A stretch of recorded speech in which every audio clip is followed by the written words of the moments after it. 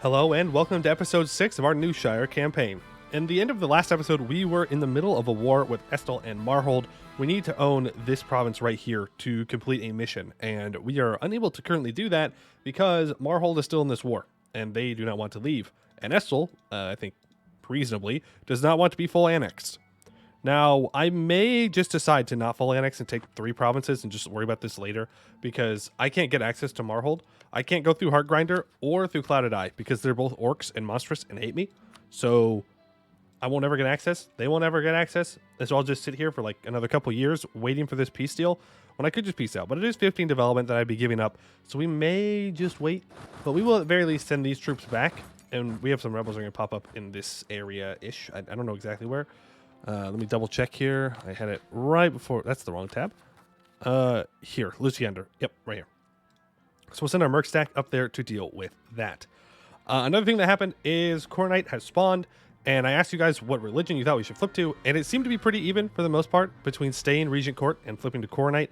So I think what we're going to do is we're going to try and stay Regent Court, but if it gets to the point where Coronite is just becoming too much of a hassle to not be it, like if it converts too much and we can't get the tolerance that I'm looking for here, then we will just flip to Coronite. Though I do think we're going to go Rebellion. People were interested in that, so when the cube shows up, then we will try that out. All right, I think we can unpause here. Now, some other missions we have 2 more provinces that we need to develop to 18 development. I think it's Widor and there's another one. I don't remember what it is, though. But both of those things need to be worked out. We're also going to go ahead and hire this cheaper level 2 guy. Because we need more admin points because we're taking admin ideas, and we are also needing to core up a lot of stuff. And that completes another national idea right there when we took another Diplo idea. So let's see here. Peace, Love, and Prosperity Act. The Peace, Love, and Prosperity Act was signed in order to promote greater economic growth throughout our nation. Households of at least 3 children are incentivized with reduced taxes, and workshops that produce an increasing amount of goods produced each year are rewarded with the removal of sales tax on their goods. All right, plus 10% goods produced modifier. We do love to see that. A new patron. We will continue to revere our god, though I don't remember which one we have going right now. The Dame for cheaper ideas. That does make sense. Yeah, I'm not touching this. I'm not going to worry about it. Not my problem. The vampires will enforce their will, or they won't, on my vassal. It doesn't really matter to me. If it gets to the point where I need to annex them, and then I still can't do it because they're being occupied, then maybe I will, at that point, go and do it. But at the moment, there's really no incentive to me in go and fighting all these rebels. Any chance we've gotten access yet? Nope. No shot. No shot. And there's no point in improving relations either. It's really not worth it. Now, Ibavar has rivaled us. They're allied to Gisden and Stalin. I was thinking maybe we do a show strength war on them, but I'm not sure that's worth it at the moment. Then again, we could just beat up the elves. Kugdir and Aelnor. Okay, so our truce with them is up. Let's go ahead and make a claim. Can also make a claim on... well, we already have 2 claims on you. Eventually, we're going to have to go to war with Korentar, but I would like to annex the Newshire first, because that would make it much easier for me to then take this last province in Castaneath, which I would like to own all of Castaneath at some point. But for now, we will simply chill and be smart about things. And chilling and being smart requires building forts. So we have 1 fort here and 1 fort here. This one, very good fort, blocks anybody walking up. This fort here helps keep our gold mine. All right, which we need to probably develop that more, to be fair. In fact, I think we're going to do that now. Yeah, you know what? Let's go ahead and encourage development here and get that to the point where we can go to 10. We need forts up here. Now, eventually, I would like Ballmeyer to be where I have a fort, because it's got this great project, which can give more defensiveness, which is really nice. And it's also just well placed. So we see we skip here, we go here, 1, and then 2, and then 2. So that works out rather well. I would also like to own Free Tower, I think, though that's not necessarily... Well, no, it is necessarily in what I need. So that would be nice to have, because it is a woods fort. And a woods fort is better than, well, a plains fort. As for forts over here, they're not going to be all too effective for the most part. Like, yeah, I could build a fort right here, but they're just going to walk around it right now. And I can't afford to really build that many forts, so I think for now, we're kind of just chilling. We're chilling with the forts we have for the most part. Though, I don't know. I would like another one, probably. You know what? We'll build one here for now. It won't really do all that much, but it may do something. And that's what matters. That's just at least something. It makes me feel like I've spent my money well, even if I'm not. Monster attack reparations against Marhold. Well, I would just like to get pieced out reparations against Marhold. There we go. You will be full annexed, but you're not willing to give me max money. That's, you know what? Fine. Fine. Just give me your land. Thank you. And war against evil against Luciande. Witch Kings. Okay. Well, that is interesting.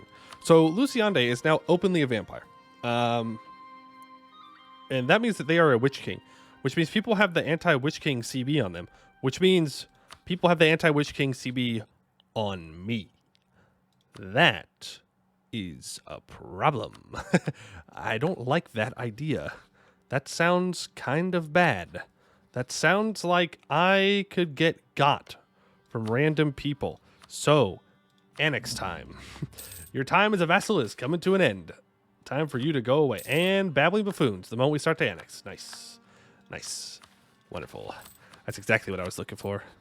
Woo! Can I get a... Oh, we already have a Diplo rep guy. Can I cast a spell? Magnificent Feast. Yes, I can. This gives us another +1 Diplo rep and some improved relations. We'll get that rocking and rolling. All right. Mission fulfilled. Cut the trees. We own 4 provinces in the Moresker or Ordermere wood areas, and they have workshops. So second, we must face the forest, carving new fields and pastures from the root-cursed earth.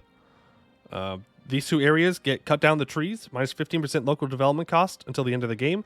This is essentially meaning that we just cut these trees down. We just cut this state and this state completely. Or no, sorry. This state and this state completely of wood. There's no more wood left. We cut it all down. Which is not great. Not great. But it will replace the trade goods that are not valuable with grain. Now, I don't know what they define as valuable. I would say that iron is valuable, but they may disagree. Let's find out. They would, in fact, disagree. They would, in fact, disagree. They would also disagree that cloth is not valuable, which I would very much disagree about that as well. I do not like losing my cloth provinces, but at least we have a lot of grain now, which will be good for our land force limit in the long run. We shall be okay. And now 3 provinces in the North Muirwood area need a workshop, and they need to be at least 15 development. So these 3 provinces need to be 15 development and have workshops. Well, I can get a workshop going here. I can do a bit of development, honestly. If I want to encourage development here, I have extra mill points sitting around. So any mill points I can put towards it will work. Also, someone was wondering about this province, how it's 325-2. They're wondering how that's possible. When we get those pop-ups or when orcs are migrating, there is a chance, a 50% chance, that we get 1 free Diplo development. So that's how we're getting this. But it has 99% autonomy right now because of all those events. So, like, yeah, it's a lot of development, but we don't really get anything out of it right now. So we're going to lower autonomy so we get some value. And then eventually it will be good. Once people stop, getting rid of orcs, then we will be in a better position and people will stop giving us that free development, but we'll survive. All right, grab that. How's our governing capacity looking? We're encroaching on it. You are 41 years old. We have 96 Republican tradition. We will re-elect you. I think that makes sense in my mind. And we will now deal with Flying Hound Separatists. I was going to say we're going to look at other wars, but I think we want to make sure we deal with the Separatists first. And I think our next war is probably going to be against Anbennar. Now, the problem is... Oh, actually, no, not a problem. Our ally will not join against us. Okay. Well, then we're going to instantly declare this war. And we will just annex these guys, probably. We'll see. I didn't want to co-belligerize because I knew that they would have other allies. And I don't want to deal with that. Now, what we do need to do is probably hire another general. So you can move up there. Move here. Go and deal with them. Get that siege done. You can make sure they don't build anything new. See, this right here. So, Orcish refugees from Korentar. Looks like they're going to show up into this province this time. and we let them in, there's a 50% chance that we gain 1 base production. We add an orcish minority size to the province. There is a small tolerance increase of orcs, but we gain 10% autonomy. So, you know, there is a drawback, but long term, it's much better. Much, much better. All right, let's go deal with these troops. Get them on out of here. All right. Hey, look at that. They went to my fort. Huge. Huge. Fort is useful. The fort is useful. I repeat, it's useful. And there's a comment. Well, I definitely don't want to be on negative stab. I would like to be in positive stab, actually. But it seems that that would be a difficult thing for me to accomplish at this moment in time. Callan's Fort. Okay, so I want Poiuymew and I want Free Tower. For sure, for sure, for sure. Can I take these 2 provinces? I can. It's like 19 aggressive expansion. That's fine. You will give up. Spare no expense. Occupy that. Go wipe their troops. Thank you. And now they should be willing to give me all their land and their money. Get rid of your core that I have. End the Orcish Purge. Okay, whatever. And boom. There we go. We take that land. We core it up. Then with Anbennar land, I don't necessarily need to worry about taking everything because I'm not going to take everything. I could vassalize these guys, I suppose, if I wanted to. Do I want to? Not really. It's like I'm taking these 2, but then I could throw a vassalization down. No, nah. No, we're just gonna take these 2. We're gonna take max money and war reps. And we will use that to fund more building creation in our country. And also upgrading centers of trade, because that is something that I need to do. Because, well, we're in a really bad trade node. So we got to keep every little bit of control we can. Every little bit of control. Our trade gets pulled down towards the Dame's Head and up towards the Allen. And both of those things are very hard to stop your trade power from going towards. Grombar, you were going through the Peasants' War? Yeah, you definitely got bodied. Oh, Doombringer's here. Oh, okay. It's a releasable tag. Bjarnrik must have released it in a war.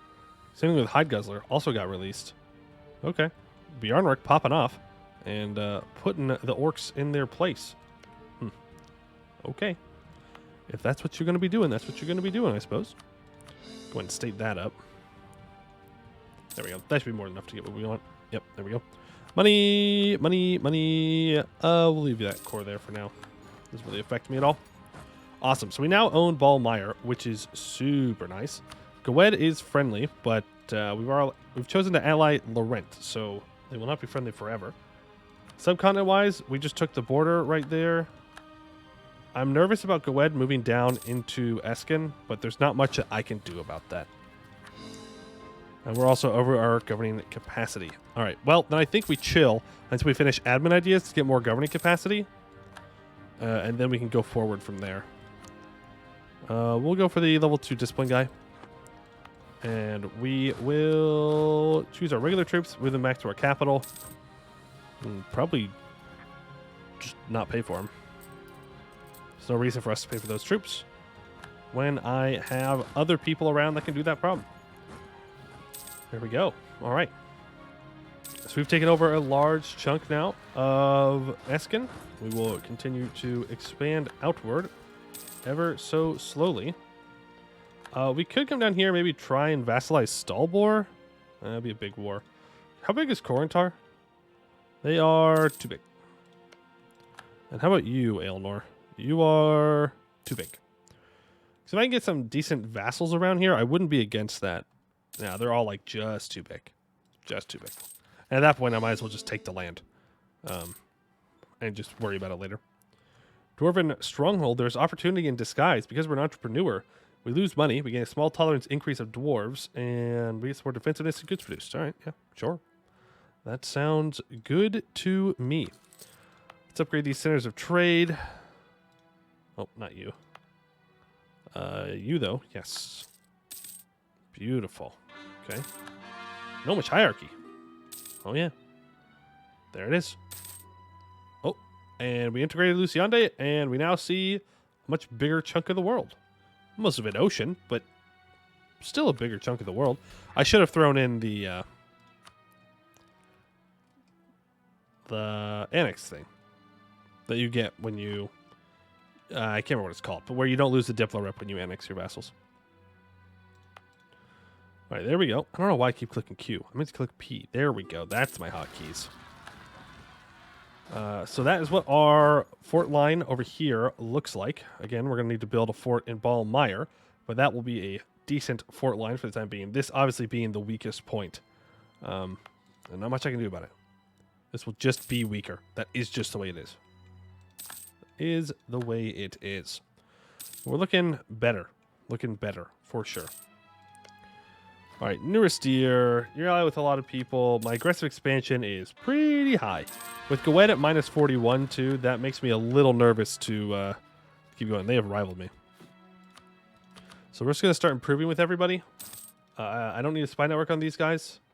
Again, just, I think, mass improve relations. Just make sure people love me as much as possible. That is the correct play. You need to run away because you have no morale. Oh, you need to go help them. And you need to go over here. Delete that horse, though. We don't need Cav. Don't need Cav. There we go. Almost lost that Merc stack there. Would not have been good. Coven Blade Separatists, all right. Move you guys up here. Can we stop them? We sure can. Maybe. Okay. These rebels do not want to die. Do not want to die. Pony pistols. Halfling riders armed with a brace of pistols and a saber, lightly armored and relying on hit and run tactics. All right. Okay. Go for Diplo. Go for admin. Completes another national idea. Infantry combat ability plus 10%. Our dedication to peace and neighborly conduct can only do so much when our neighbors are less than courteous. In fact, sometimes even young halflings can be rowdy. The Newshire sheriffs are recruited from the most dedicated to our cause. They should be equally adequate at both stopping crime and the charge of gullible orcs with staff and stone. Plus 10% infantry combat ability. Birth of a new people, and this is what we were waiting for. So, not too long ago, Newshire was but a dream for a group of adventurers. Now, Newshire has grown to be a fledgling state of its own, and one that has now proven itself as a member of global society. With the affirmation of a new nation comes with change. Generation after generation is born without even visiting the Redfoot halfling homeland, and not seek to sever their ties, but establish themselves as their own independent people. We could reject it, or we can embrace the culture shift. Every own province gets resistance of a new people for 10 years, giving plus 25% war score cost. And for 28 years, we get plus 1 yearly prestige, minus 50% culture conversion cost, minus 50% foreign core duration. So we will go ahead and become the Newfoot halfling culture. We are our own special culture now. And that means we can complete this mission. Setting ourselves apart. The longer we spend away from the small country, the more different our culture becomes. In recent times, we have even begun to refer to ourselves entirely separately to our old halfling loyalties. No longer are we Redfoot, Bluefoot, Vizfoot, or Imperial. We are the Newfoot, or Newshire. Now let's see about a nice cup of tea. An unexpected party. And so, my dear Conrad, the honey flowed freely in the valley once again, and all the happy halflings never went hungry, spending the rest of their quiet lives with their bellies full and sated. Harry Kettlebrook, a well-to-do halfling of 52, placed the well-worn book down despite the pleas and begs for grandson. "One more, please, Granny," he hollered, chin barely peeking out from the thick covers he was wrapped in. "Perhaps tomorrow, little one. Your grandma has a steaming cup of tea waiting for her before bed, not to mention that growing halflings need all the sleep they can get. How else do you think we get the hair on our feet, Gross. Smiling kindly, she watched as little Conrad Kettlebrook's eyes widen comically before he leaned over to blow out the candle and burrow himself impossibly deeper into the warm blankets. In the kitchen of the little house in the hillside, Harry watched the freshly brewed tea swirl in her cup, frowning thoughtfully. It was ever so expensive to import into Eskin, but the small pleasure a mug would bring was unmatched. As she glanced out her window at the dimming sunlight shining over the half-plowed fields she spent her life caring for, a thought flashed across her mind. The soil wasn't perfect, but she was nothing if not Newfoot through and through. Teasing Halon's bounty from her white-knuckled grip was their specialty. "My dear," she called, looking to the doorway where her husband's hand appeared. "Do you still keep in touch with those Port Munis fellows? It might be time to try a different crop." Fresh tea has come to Newshire. We produce tea in Aldane, or we'll just import more instead until the end of the game minus 5% national tax. You know what? We will, in fact, produce tea now in this province that has a lot of autonomy. But hey, there's a lot of tea there, and tea is good. Tea is good. Now we have to wait for the Crimson Deluge to be over. That's going to take a while. We got to wait for bad things to happen, and then things will get better. So once again, we are speed 5ing. And we are waiting.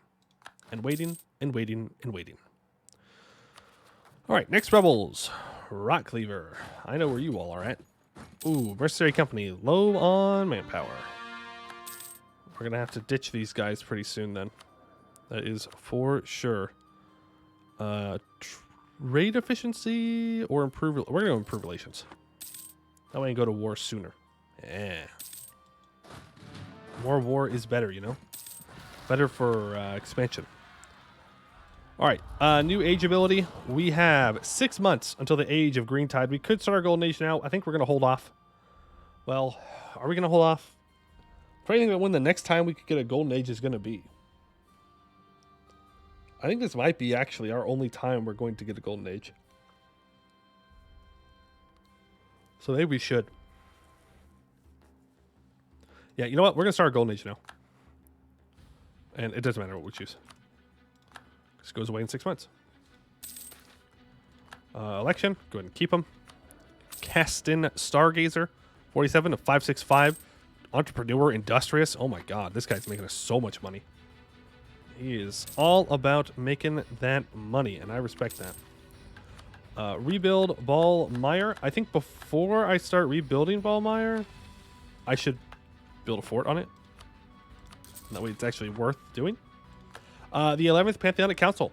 Followers of Balgar tend toward magnificent tombs. Adherents of Munas are given to the waves. Those of the Dame are buried by the light of the moon. But what kind of funeral do you give a god? That is one of many questions the 11th Pantheonic Council of the Regent Court has set out to answer. Every high priest of every temple has taken in the mural of Castellar in magical rendition, or having gone to Aelintir to see it in person. They have seen, one or two even touched, his shattered scepter, and they have borne witness as most Canor has come to believe in his death, and not even a whisper from the gods to contest it. The gathered representatives of each god had expected discord over the claim of Castellos' death, unprecedented in the history of the court, but there was little. Even Castellos' own representative, an aged Castellarian refugee, was more relieved to finally have an answer to the question that has twisted his soul for decades: why the Silver Dragon did not come again. Instead, most of the debate has been around what happens next. Traditional Canorian succession law would have his son, Adian, take the throne, but that was rooted in the tradition of Castellos' favored country, Castor. With him gone, with that old empire gone, does it really still apply to the court of the gods? Adherents of Corin, led by Dominic of Gallows Peak, now wizened with more than 9 decades of age, but still a member of her circle, a recorder of her teachings, a speaker of her truths, argue otherwise. Instead, they claim succession would obviously be a contest based on merit, one at which surely the heroine of the Green Tide excels. Moreover, she inherited the legacy of Agrados, Castellos' brother, and thus has a dynastic claim as well. The priests of Adian's mother, Esmerial, and sister Ryala, are quick to back the god of chivalry and righteousness. Many others, especially the priests of Nathalane and Fala, are not so sure. The debate has raged for weeks, and may rage for weeks more, but on one thing, at least, there is agreement. Castellos is indeed dead. All Canor, all Halan shall mourn him, and the world will never be the same. I don't think we're going to go to war for the next 2 years. Oh, but this gets us cheaper idea cost. Yeah. Give me that cheaper idea cost. Thank you very much. Admin tech, or admin ideas completed. Awesome. Okay, so now I can state this stuff up. And I have a little bit of governing capacity to play with. Just a little bit, though. Just a little bit. We're going to pay for our troops here for a second, because we're going to sell seas. Also, we got to turn this off. But we're going to get some rebels because of it, so... Sell seas. Oh, actually, no, we didn't. It was just enough. Cool. Cool, cool, cool. Never mind. So we have a bunch of money now. And we have another government. We are absolutely going crazy with these governing reforms. Provincial governance gives state maintenance reduction and global prosperity growth. This gives governing capacity. This gives more global trade power. This gives maximum cultures. We're going to go for the governing capacity. We need the governing capacity if we want to keep expanding, and I do. Oh boy, do I ever. Before 1600, I would like to own as much of Eskin as possible. But specifically, I would like to own at least West Castanor and at least half of Inner and South Castanor. to where there's only like one region's worth left for the Wars of Consolidation. We're not going as fast as you could consolidate Eskin. I'm not like really pushing the limits here. Mostly it's, just don't want to. It's a halfling game. We're supposed to have a nice, relaxing time playing to halflings. We're not like rushing for crazy conquests. We're just here to grow some plants and, have a good time. Yeah. Well, makes sense to me. Makes a lot of sense to me. What do you want? You want money. Yeah. All right. Well, I have the monies, so I need to spend the monies, which means I need to upgrade the centers of trade. Okay. What now? I did that. I did the things. I can build you. Build that. Perry Taranton? Taranton. You have a center of trade but no marketplace. Okay, yeah. Let's definitely do that then. No manufactories that are worth it yet. Manpower, not a big deal. Land force limit could be a big deal. I think we just build all those though. Call it good. We are going to have to develop colonialism. Wait, what?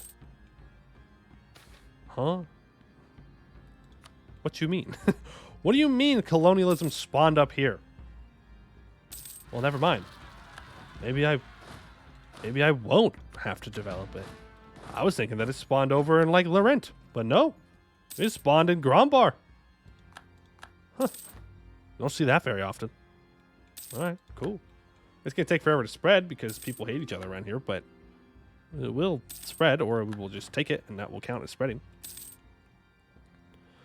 National decisions. Rebuild Poiuymew. Let's go ahead and do that. It costs 150 crowns. The ancient Castadorian citadel of Poiuymew stood as the sole guardian of the civilized heartlands of Caston's empire against the barbarian scourge of the Hellenic peoples.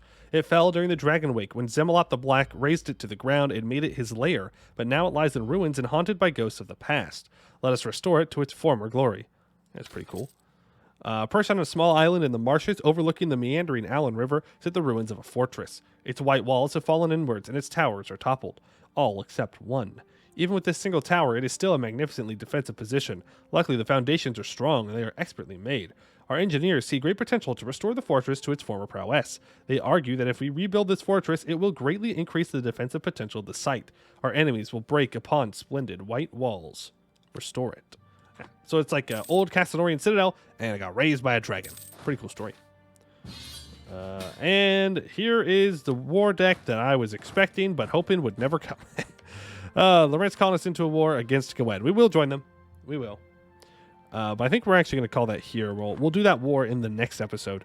So we'll go to war with Gwed. We will help out with that. And then I think after that Gwed war, we're going to start popping off in Eskin. I think we're going to start going real hard. We should be pretty much set on AE. I mean, we'll have a truce with Gwed, so that's good. We could ally Corvuria. And that way they don't get a lot of aggressive expansion on us. And then we kind of just block off a lot of AE here. Because we're also allied to Arboran, so it's only Ibavar that hates us, and I don't really care what Ibavar thinks. And then we just go and we just conquer as much as we can. We finish admin ideas. We have nothing else to spend admin points on other than admin tech, but I'm willing to fall behind on that to conquer all of Eskin. So that is where we're going to wrap it up for today. I'd like to thank you all for watching, and I hope to see you in the next one.